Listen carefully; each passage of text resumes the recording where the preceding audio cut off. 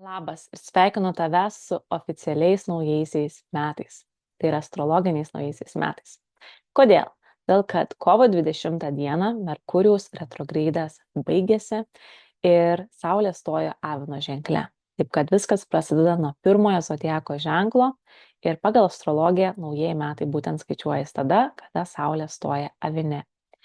Taip pat ir lygiadienis. Ir iš tikrųjų, galiu pasakyti, labai daug žmonių sausį tikisi, kad va, naujieji metai ir mes pradėsim siekti tikslų ir panašiai, bet iš tikrųjų nei gamta nėra, kaip naujuose metuose, jinai dar vis miega ir labai dažnai žmonės taip pat jaučiasi. Ir astrologijoje taip pat tai tikrai nėra naujieji metai. Ir ypatingai vasarį buvo labai daug tranzitų, kurie buvo ypatingai stiprus ir galbūt buvo tiek vasarį, tiek iš tikrųjų kovo pirmoji pusėje buvo tikrai ganėtinai stiprios energijos. Tai noriu tave pasveikinti naujais metais ir iš tikrųjų priminti tau, jeigu tu nepradėjai siekti savo tikslų dar šiais metais, tais kalendoriniais ar ne metais, tai tikrai dar nėra šitie metai nurašyti. Ir ypatingai kovo 20 iš tikrųjų buvo jaunatis. Kovo 19 kovo 19 dieną buvo jaunatis žuvyse ir tai yra paskutinioji jaunatis paskutinėme zodiako ženkle. Ir iš tikrųjų tai yra ypatingai geras laikotarpis nustatyti intenciją, ko aš noriu ir ką aš noriu paleisti. Todėl, kad iš tikrųjų, jeigu mes norim žengti tos naujuosius metus, ar ne, ir eiti tą Avino tokią energiją, lyderis, kuris inicijuoja, kuris eina nestabdomas, yra veržlus, kaip mes galim paleisti tos dalykus, kurie mus iš tikrųjų stabdo ir mūsų jau nebeaugina, bet mes vis tiek toliau tai darom, nes tai mums yra žinoma, pažįstama ir tiesiog.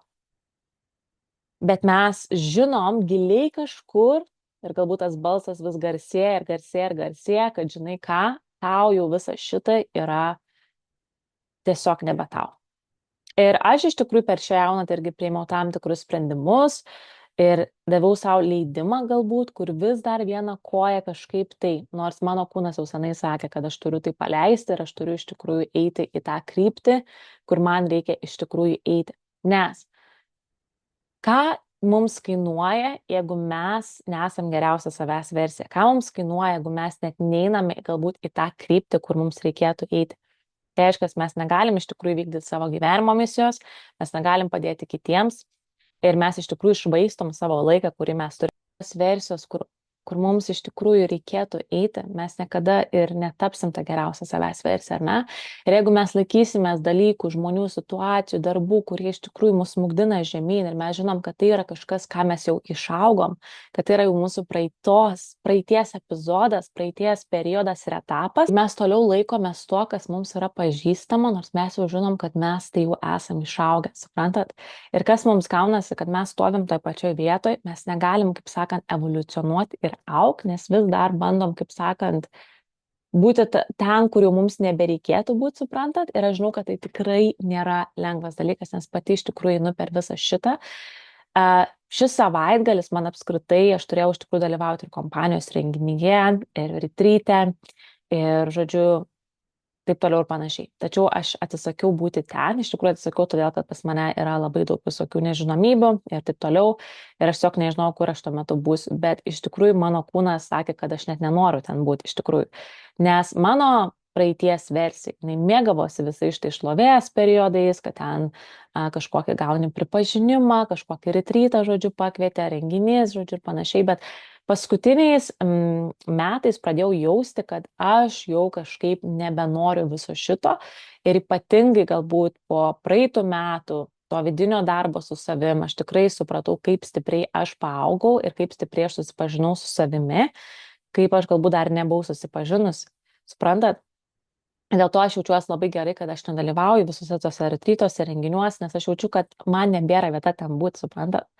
Tiesiog man nebėra vieta ten būti. Taip, mano senai versijai, tai būtų tiesiog buvo kažkas, kur netikrai būtų buvus, ar ne? Bet ką aš noriu jums mėliai pasakyti, ir viskas yra dėl to gerai, viskas yra gerai praaugti etapą, viskas gerai yra nebesutikti su savim, kai tu sutikai tuo momentu, viskas gerai yra keisti nuomonę, viskas gerai nebebūti patenkinti tuo situaciją, kurią tu buvai.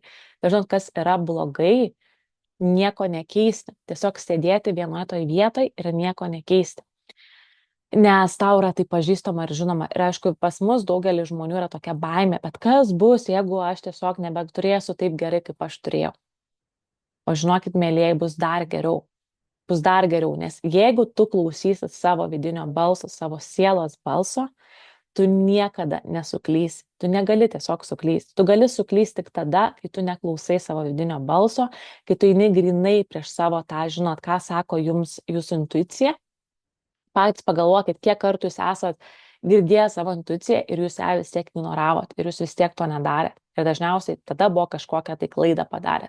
Bet kai jūs klausėt savo intuicijos, kai jūs klausėt to savo vidinio balso, kad ir buvo galbūt nelogiška, kiti žmonės nesuprato, kažkas tavęs nepalaikė, kažkas baksnuojo, tiesiog sukiuoja pirštais, bet tau kažkas vyko gero, argi ne taip. Nes aš, pavyzdžiui, pati tai pagalvojau atsisėdus, kad kiek daug dalykų, kuriuos aš šiuo momentu turiu, buvo vedami iš mano intuicijos. Ir aš pradėjau, atsimenu, vesti šitą podcastą, todėl kad man intuicija, man vidinis balsas sakė, Agne, tu turi pradėti eiti ir vesti podcastą. Ir viskas, ir aš pradėjau daryti. Tas pats buvo man su to pačiu tinkliniu marketingu. Aš nežinojau, kas tai yra, nebuvau su to susidūrusi, nesakiau nei savo partnerių, niekam. Aš tiesiog paėmiau, nusprendžiau prisijungti ir viskas. Nes man vidinis balsas sakė, kad Agne, tu turi pabandyti. Suprantat? Ir lygiai taip pat dabar jaučiuosi, kad man vidinis balsas sako, kad Agne, žiūrėk, tau reikia eiti tą kryptį.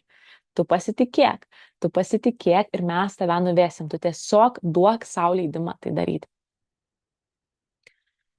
Ir patikėkit, yra toks išsilaisvinimas, kai tu darai, ką tavo kūnas tau sako daryti ir atrodo atsiranda dar didesnis palaikymas ir atrodo viskas dar lengviau ir greičiau dėliojasi. Taip kad noriu, kad jūs lygiai taip pat paklaustumėt savęs šituo periodu, nes dabar yra tobulas laikas tai iš tikrųjų padaryti ir duoti sau leidimą. Paleisti tai, kas jūs jau stabdo, paleisti tai, kur jau yra iššaukti batai, kai jie jums spaudžia, tie pirštai trinasi.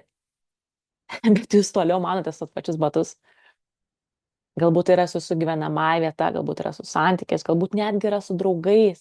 Tiesiog jūs nebeturite apie ką kalbėti. Galbūt yra su darbu, su veikla, su karjera ir viskas dėl to yra gerai, mėlyjeji. Jūs tiesiog duokit sau leidimą. Duokit sau leidimą. Leiskit sau keisti kryptį. Leiskit sau pakeisti. Leiskit sau pradėti iš naujo. Ir ypatingai, jeigu ta intuicija tau jau sako, tai kaip sakau, tu nesuklysi niekada, kai tu klausysi savo intuicijos ir savo vidinio balso. Niekada nesuklysi. Tiesiog niekada. Ir geriausia, kaip mes galim susijungti su vidiniu savo balsu, tai yra per meditacijas, per ramybę, per laiką su savimi, per žurnalo rašymą. Tada ateina iš tikrųjų downloadai iš aukščiausios mūsų versijos, kuri jau gyvena toje kitoje dimensijoje, taip kaip jūs norite gyventi. Ta geriausia savęs versija. Ir jinai gali atsiųsti jums downloadus, jinai ar jisai atsiųsti jums downloadus ir gauti tos tokius priminimus, tokias, žinot, kaip pasakyti, kaip žinutes, ką jums reikėtų daryti. Galbūt prisijungti prie to kurso, galbūt nuvažiuoti į tą vietą, galbūt nuvykti tą renginį, galbūt susitikti su tom žmogu, ar ne? Tada viskas pradeda dėliotis, link to kažko tai nuveda jūs, ar ne? Ir tikrai patys, žinot, kiek jums irgi yra buvę tokių situacijų, bet mes turim pasitikėti, kad visa taip pat bus ir ateityje. Tai va, tai aš labai tikiuosi įkvėpti ir jūs, mėlyjeji, atlikti su savim tą vidinį darbą, ką aš ir savo praeitame epizode kalbėjau apie šešėlinę pusę. Be abejo, jeigu mes vengsim savo šešėlinės pusės, mes ją ignoruosim, bandysim viską kasti po kilimu, mums bus labai sunku padaryti visą štai, ką aš dabar dalinuosi.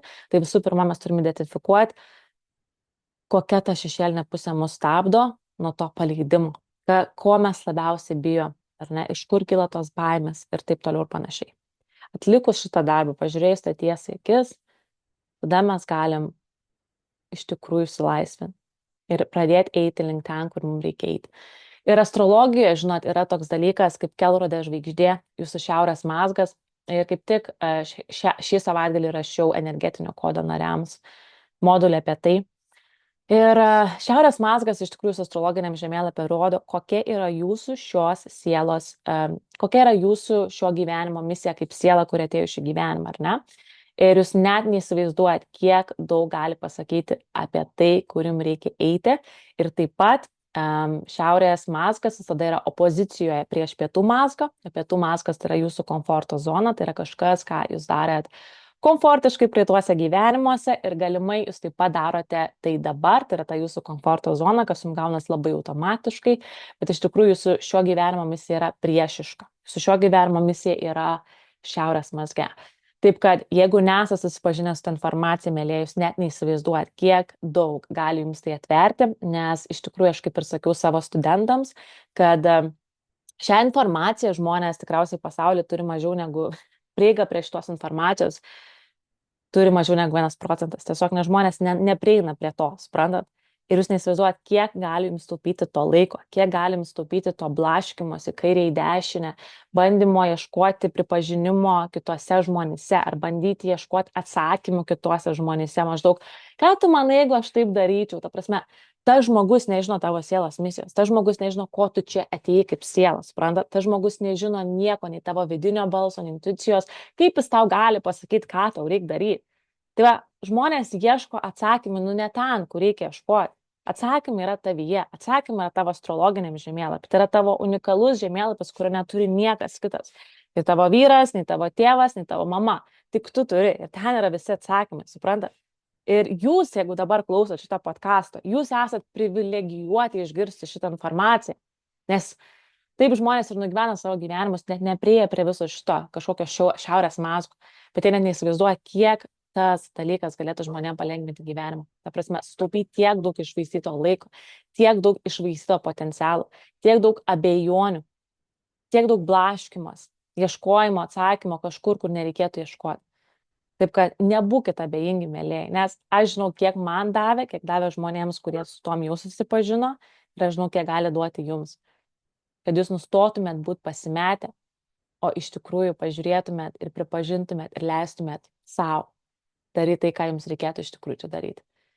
Taip kad tavo energetinis kodas taip pat laukia tavęs, jeigu nori prisijungti, jeigu nori išgirsti šitos modulius, tu taip pat turim ir grupinius mokymus, ir kur gali klausimų, ir patikėkit, tai yra galbūt geriausia investicija, kurią gali savo padaryti šių naujų metų proga. Tai va, tai tikiuosi, kad įkvėpsiu iš šito epizodų, permastyti, apgalvoti ir tada gali parašyti man asmeniškai, ką jūs paleidžiat ir ką jūs įsileidžiat. Ir jeigu jums rezonuoja šis epizodas ir visas šitas podcastas, nepamirškite palikti atsiliepimo Spotify ir YouTube, pasidalinti su kitais. Mane galite rasti Facebook'e, Agnė Der, Instagram'e ir TikTok'e. Pakeisk savo gyvenimą. Ačiū ir iki sekančio karto.